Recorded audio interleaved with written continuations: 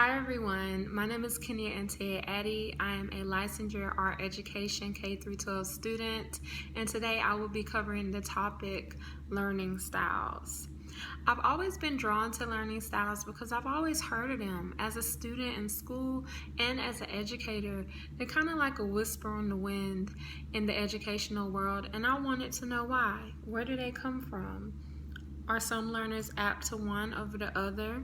Are we born this way, or do we have a choice? These are the questions that really encourage me to dive deeper into the research that I'll be covering today. But before we get started, I want to ask you, what type of learner do you believe yourself to be? When we think of learning styles, typically there are three that come to mind.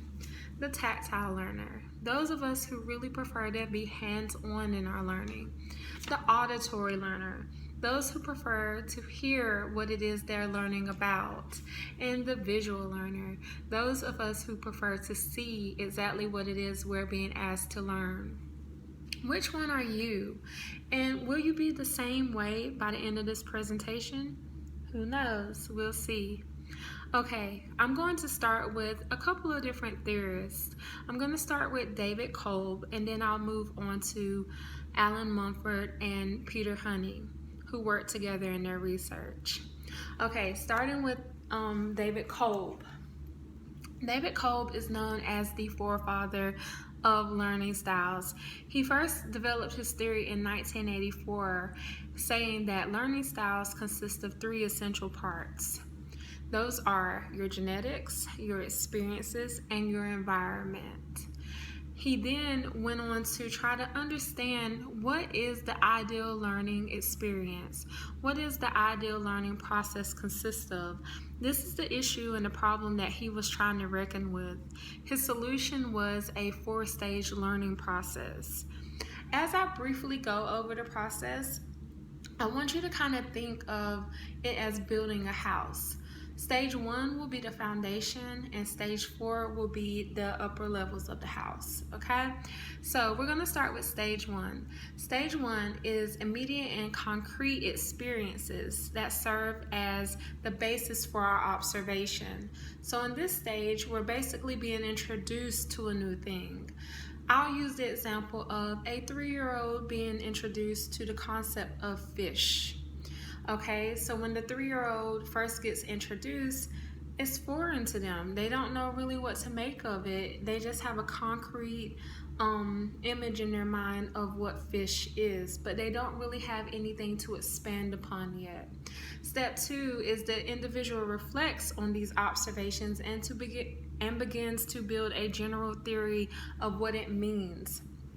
So in this stage, the 3-year-old will be saying, well, what does fish mean? What does it really mean to be a fish? And start to really try to understand where it fits into their world. They're trying to assimilate, okay? So this stage, we will be starting to lay bricks on that foundation, starting to build up our understanding. The next stage will be the learner forms abstract concepts and generalizations based on their hypothesis. What this means is when I have the 3-year-old and they take the word fish, they start to say, well, what does it mean to be a fish? Fish means being in the water. Fish means fin. Fish means scaly. These are the things, more bricks on the foundation. So now we're building up our understanding or our scheme of what it means to understand fish. In the last stage, we finally test the implications of these concepts in new environments. What that means is now this 3-year-old has gotten a little bit older. Maybe they're 5 or 6 and their parents take them to the aquarium where they see what they understand as fish. Remember, fish are in the water, fish have fins, fish are scaly maybe. And they see a whale, big fish, and then a minnow, little fish.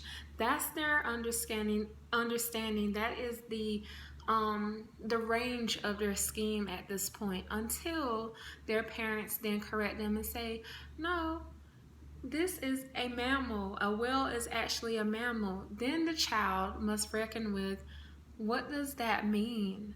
So now this isn't a big fish, this is now a mammal. They're expanding their schema, they're expanding their knowledge base, they're building onto what they already know in the realm of what it means to be fish, and now what it means to be a mammal that lives in the sea.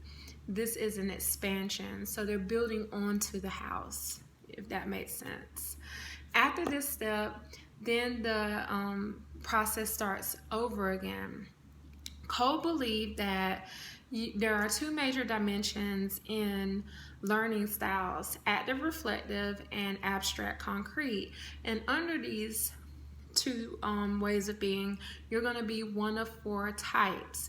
You're going to be the converger, which is the practical applications type of person. This is a person who believes that if you have an issue or a problem, there is a very good solution or answer to that issue. There's one that fits the best.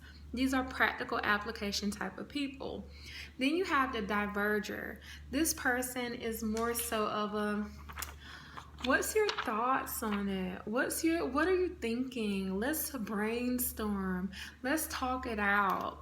These type of people are your artists, your musicians, your liberal arts people. Then you have your assimilator. These are the abstract conceptualists and the reflective observation type of people. They are your math people, your science people. Your math people, not me. But these are your math and science people. And then you have the accommodator. This is the risk taker of the group. They are willing to take a risk. They are willing to do trial and error to get the understanding. This is the way they learn. They must process through by trial and error, by taking that risk. Okay, now we're going to move on to Peter Honey and Alan Mumford. Peter Honey and Alan Mumford wanted to really answer the question of how does the individual learner maximize their own personal learning.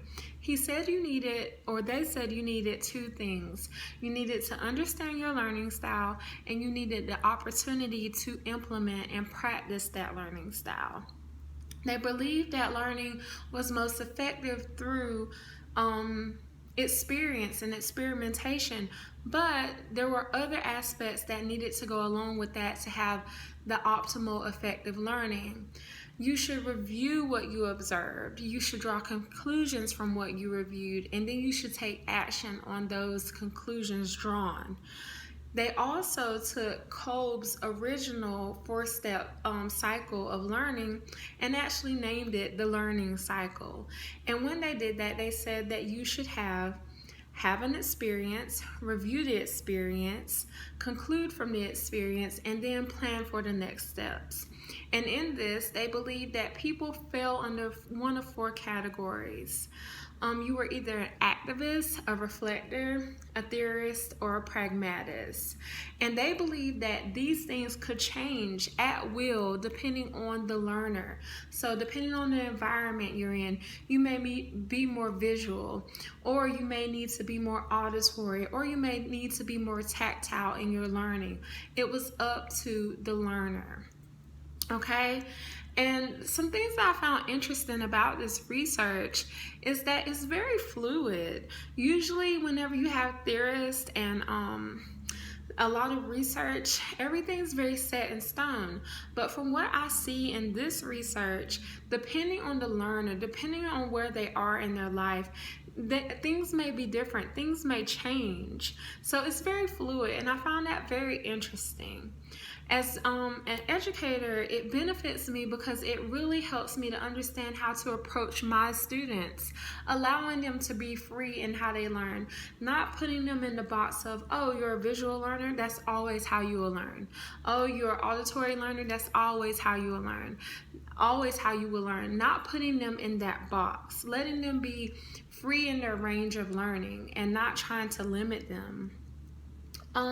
Questions that I have from this research is, do I change and my learning style as I get older?